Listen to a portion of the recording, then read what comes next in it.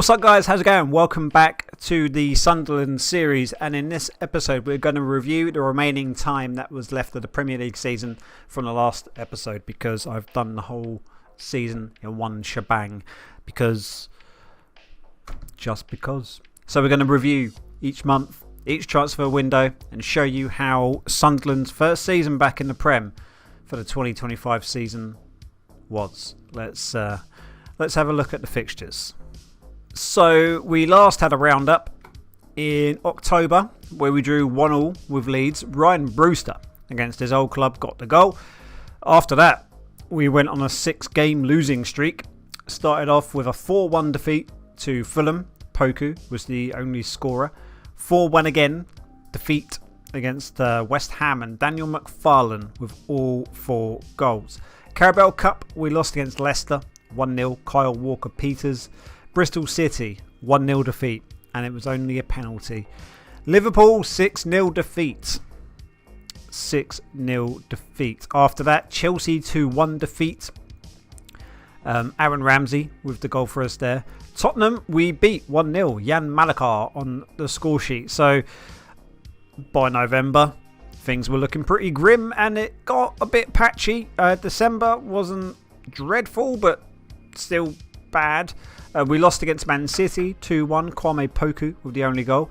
We did beat Sheffield United. Jan Malakar and Aaron Ramsey scores again. Wolves 1-1 draw. Troy Parrott with his goal there. And Norwich 3-1 defeat. Nico Gerritsen on the score sheet. Brighton 3-1 victory. Quite happy with that. Ramsey, Gerritsen and Poku. And then a 1-0 defeat to Bournemouth. So, yeah. 2026 we need a much better run, and as you can see, January was winless. 2-0 defeat to Everton, 0-0 with Sheffield United, 3-0 defeat to Palace, 3-2 defeat after extra time to Sheffield United, 1-0 defeat to Arsenal, 5-0 defeat to United, 2-1 defeat to Southampton. So yeah, like I say, things are pretty bleak. Things are pretty grim. What did we do in the January transfer window? Let's have a recap. Ethan Laird, £1 million. Not a bad signing, I don't think. You know, young English, versatile, plays both flanks pretty well, plays wing back pretty well. By the time the season was done, he had 8 appearances but didn't contribute any goals or assists. So that was a little bit annoying, but value-wise, he's just over doubled in value. So could work out to be a shrewd little deal. We then signed Gavin Bazunu, who's got the coolest name on the team sheet. 24 years of age, Irish, and is valued at £5 million. And he was a couple of $100,000 for the transfer. So yeah, by the time the season was done, he played 12 games, conceded 18 and only kept 2 clean sheets. But when you're Sunderland in the Prem, you shouldn't be expecting clean sheets. And that was it for January. That's all we bought in. And in terms of transfers out, you can see from the highlighted ones in purple, there was a bit of a clear out because the club financially needed to sell, and quite a few extra loans went out because we did need to give some of the youngsters a try. So Zach Rudden went to Livingston for $100,000. Nathan Ferguson to Almeria for a total deal of 4.7. Tom Edwards for 1.3 million to Cardiff. Jan Dander to Accrington Stanley for 83 grand. Sam Woods to Wigan for 25 grand. Michael Campbell went out to Ole Gunnar Solskjaer's Oxford on loan. Anthony Patterson to Nottingham Forest on... nope, that was actual transfer there. 89 grand. Chris McCaskill on loan to Alloa Athletic. So we raked in 15.25 million, and out of this year's budget, we only spent 1.9. But it was something that needed to be done. So bring on the miserable run of results yet again. I mean, yeah, you can tell where this episode is going, can't you? But we started off February with a 1-0 defeat to Leicester, a 0-0 draw with Fulham, a 2-1 defeat to Leeds. So February was shit. March, very short, but pretty shit. 3-1 defeat to West Ham. Jan Malika with the only goal for us there. But we did beat Bristol City 3-1. Jan Malika and Nico Gerritsen. What did I say 3-1? I meant 2-0. So then April. Pretty shit, but 2 good results in there. Chelsea 1-0 defeat. Liverpool 2-1 defeat. Quite narrow scorelines given our history of having a shit squad.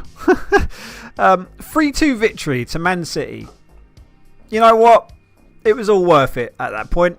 I just thought, you know what? We're probably going down. It's possible to stay up, but we will need to beat everybody left on our fixtures if we were to survive and remain in the Premier League. We needed to win every single game from like Man City going forward. You know, we could have afforded the defeats to Chelsea and Liverpool, but if we did lose those, it was non-negotiable. You need to win every game. So when we won against City 3-2, I thought, oh my God, I'm going to Sam Allardyce it. We're going to do it. And then we beat Tottenham, and I thought, oh my God, we're definitely going to do it. And Troy Parrott got the only goal, so I thought it's written in the stars that Sheffield United will beat us 3-1 and pretty much condemn us to more Championship football. But then, mathematically, we could have stayed up because we beat Wolves 3-2. That was like one final shot. And then our last stand, like the Alamo, went wrong. And we lost against Norwich 2-1, which got us relegated. But we did, you know, bid the Premier League a see you later kind of departure, because we'll be back. We beat Brighton 3-1. Ramsey, Gerritsen and Malika. So, yeah, not ideal. We got relegated in 19th place, 4 points away from safety, because we might have been alright, or we would have been alright on goal difference if we managed to get 38 points. So, yeah, Bristol and West Ham very lucky to score under 40 points and stay in the Prem. I think 16th, 17th, 18th, 19th and 20th, shocking football. Absolutely shocking. All of these teams, these 5 teams here, including us, were pretty shocking. And yet again, the hot potato for the title between Liverpool and City continues. They ended up doing the double. I think they got the FA Cup as well. But yeah, knackered. Back down to the Championship. Brenner, who was brought up in a comment by somebody as somebody who must be signed, he scored in every game against us. Absolute terrorist. And yeah, I do think we'll be back. I do think we're going to get back into the Prem. It's just frustrating, you know. Very, very frustrating. Because we worked so hard to get to the Prem. And it started out ever so well. And then it just went. It just went like a brick off a cliff. Like there was no stopping it. The decline was really, really bad. Everybody wanted new contracts. We couldn't afford to offer new deals. So, of course, that's going to piss off a lot of people. A lot of players were annoyed throughout the entire season because of the contract situation, because of form. Takes a morale knock. So then you go into every game a bit low on fitness, very low on morale, and on poor form. That was just the story for the whole season. So we do need to rectify that. So we're going to probably have another big clear out. I might sell quite a lot of high ticket players and then just develop youth that have come all the way through Sunderland. So their contract salary expectations aren't that high. You know, if we could use like Rob Fitzhugh as the main fullback, he ain't going to expect a ridiculous amount of money per week, as opposed to, might be a bad example, Bagan. Yeah, he was wanting the contract every single week, and you'd say, look, we can't afford it.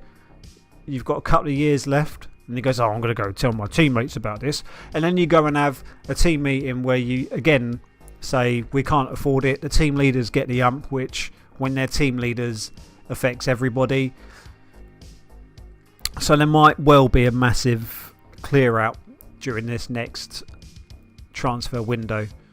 we'll have to wait and see, because I mean, I'm quite hopeful for the future of Sunderland, because we've pinpointed there's a good batch of players there. You know what I mean? when you look at these potentials, I mean, you're going to need to dig a bit deeper to see if that's a true reflection of who they are. But players like Andre Sikora could do with a chance now. Marinko Zazul could do with a chance now. You know, so do we just try that, at least for one season, and make it like the series and YouTube series finale? You know, one last season with the kids and see how they do. Like Ryan Sweeney, does he deserve a chance now? Got 16 goals for the under-18s. Why would we not give him a shout? We didn't really get amongst the goals this season. Gerritsen was an absolute superstar. His minimum release fee on his contract is £75 million. He's probably going to tear the championship to shreds, but he's on 35 grand a week. Jan Malakar, he will probably tear the championship to shreds, but he's on 29 grand a week. You know what I mean? Like, there's expensive contracts here. Ryan Brewster, 72 grand a week. Can I afford that? So it's going to be interesting, man. It's going to be very interesting. But it's up to you if you stick around. But let's have a look at the season summary anyway. So with all that being said, let's go and have a look at the season review for the 2025 season. Starting off by looking at new arrivals. If it lets me click properly, there we go. So the new goalie, Gavin Bizanu, we signed from Southampton for 475 grand. Only made the low number of appearances of 11. Aaron Ramsey was a cracking loan signing. But they said they were very disappointed with the deal to bring him in on loan. But 35 appearances, 9 goals, 5 assists. I think that E rating is absolutely ridiculous. Jamal Baptiste, centre-back on loan from West Ham. No goals, no assists, but 19 appearances in total. Alan Tetachua, yeah, he got an A+. 13 appearances in total, only the 2 assists. Ryan Brewster got a B-, 7 goals and 4 assists. Troy Parrott, not a great return. He got a B- on his rating, but 3 goals, 3 assists. Jan Malakar only got a C. 10 goals, 4 assists. And Ethan Laird, 8 appearances, nothing else to go by. He rated as a C-. And the backup goalkeeper that was never used, Kieran O'Hara, got rated as a B-. So season's results. So yeah, as a season summary, man. Fraught with challenges. We finished 19th, which means we're going back down to the championship. But in a way, like, I had a little bit of a feeling in my gut when we did get promotion. I was like, oh, this feels too quick. Like, I don't think the squad were ready for Premier League football, and obviously not. But even with the players that we brought in, you know, we had like a 10-game losing streak at some point. Where was that? That was, yeah, so from December all the way through to like March, we just lost every single game. So that was pretty bad. And even when we did win, it wasn't great. I mean, towards the end of the season, man. So we beat Man City, we beat Tottenham, we beat Wolves, we beat Brighton on the final day. Like, amongst this pile of shit, there was some good. I mean, it's hard to kind of draw positives from that. But I think if I look back and say, do you reckon you could beat Man City? I would have said no. We beat them 3-2. We beat Tottenham. But then ultimately, like, not beating Sheffield United there, not beating Norwich there, put the nail in the coffin. There were some really frustrating games, like the 0-0 with Fulham. The 1-1 there with Wolves. So just a goal here and a goal there. We could have stayed up. But, I mean, the ray of sunshine was Nico Gerritsen. He was our top goal scorer. English FA Cup, we scored a C. Carabao Cup, C+. Friendly Cup, don't really care. Moments to remember. Biggest win was 3-1 against Brighton. Match to remember was 6 4-5 with Southampton. That was a crazy victory. We had Ramsey score twice, Brewster, Anderson with 2 goals, and Gerritsen on the score sheet. And this is why I kind of think like giving Aaron Ramsey like that E rating for his transfer overall was just ludicrous, absolutely ridiculous. The finances: Brewster, top shirt seller; Malakar, Parrott, Gerritsen and Cashman. Everything's on the up financially, so a season in the Prem has helped out the club finances a fair bit, which is fair enough. How we lined up, let's go and have a look at the 11 for the season. Malakar, Gerritsen, Ramsey. See what I mean? He was our best AMC. Poku, Coventry, Embleton, Bagan, O'Connell, Anderson, Scott and Much. But, you know, the highest rating was a 6.94, and that was the goalie.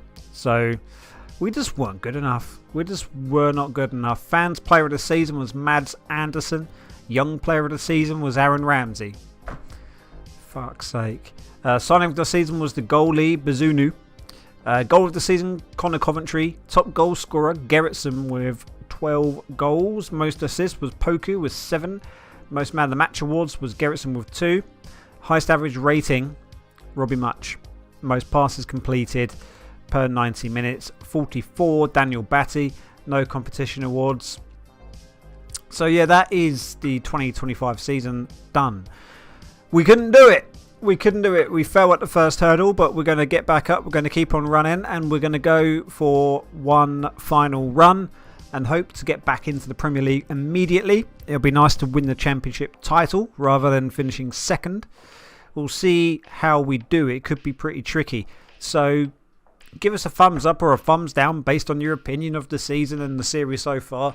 And in the comment section down below, do you want to see me continue at Sunderland, or would you like me to have a look at another club and another scenario? Feel free to let us know. Take it easy. See you soon. Peace.